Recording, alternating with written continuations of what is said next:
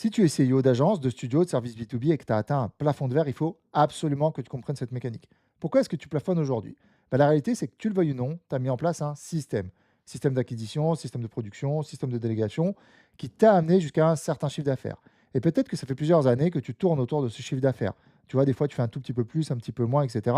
Et là, ça montre tout simplement que tu as atteint les limites de ton système. Il est grand temps de le challenger. Donc, je vais te demander dans cette vidéo d'ouvrir un petit peu ton esprit et de te dire qu'il y a des possibilités. Ok. Et le problème avec ça, c'est que si tu ne challenges jamais ton système, autour de ton système, ben, tu as le marché. Le marché, c'est quelque chose de très évolutif, très organique. Il y a les méthodes qui changent, les tendances qui changent, il y a la fluctuation économique, hein, c'est un sujet actuellement, il y a les évolutions technologiques, c'est un gros sujet également, il y a l'augmentation de la concurrence, la fragmentation des marchés, etc. Alors, qu'est-ce qui va se passer? Ce qui va se passer, c'est que si tu attends trop et que tu restes trop dans ton système, eh bien, si tu n'avances pas, tu finiras par reculer. C'est ça la réalité de la croissance. C'est-à-dire que tu vas rebondir au bout d'un moment sur ton plafond de verre, que tu le veuilles ou non, c'est mécanique. Voici les raisons, les points de blocage classiques que nous, on constate en agence studio, en service B2B.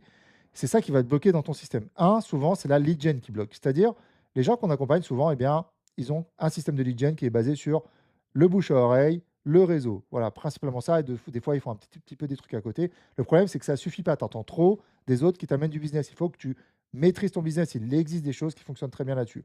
Deuxièmement, la vente. Il faut que tu challenges tes processus de vente. Aujourd'hui, peut-être que tu as l'habitude de vendre sur de l'entrant, quelqu'un qui t'appelle, qui te dit: «Salut, j'ai besoin de ça, j'ai un besoin explicite», et ça, tu sais le vendre. Par contre, te vendre en découverte, sans qu'il y ait un besoin explicite, ça, potentiellement, tu sais moins le faire, et après, il y a des cycles de vente complexes derrière. OK? Ça, c'est important de le comprendre.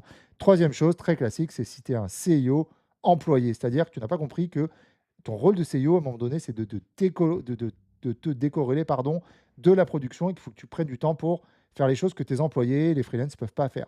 Driver la croissance, driver l'innovation, la culture d'entreprise, et cetera. Dans ton business, il n'y a que toi qui peux faire ça, et c'est hyper important pour ton business. Quatrième chose, process de délégation, tu ne délègues pas assez ou pas assez correctement. Il faut vraiment avoir des process de recrutement, de management et de délégation qui soient vraiment au carré pour que ça fonctionne correctement. Si je me permets de te dire ça, c'est parce qu'on a accompagné aujourd'hui plus de 120 agences studio, et moi-même j'en viens avec succès, dont certaines qui sont parmi les agences les plus connues et les plus dynamiques de France. No bullshit. N'hésite pas à jeter un œil à mon profil et n'hésite pas à m'envoyer un petit message si tu veux qu'on en discute. À très vite.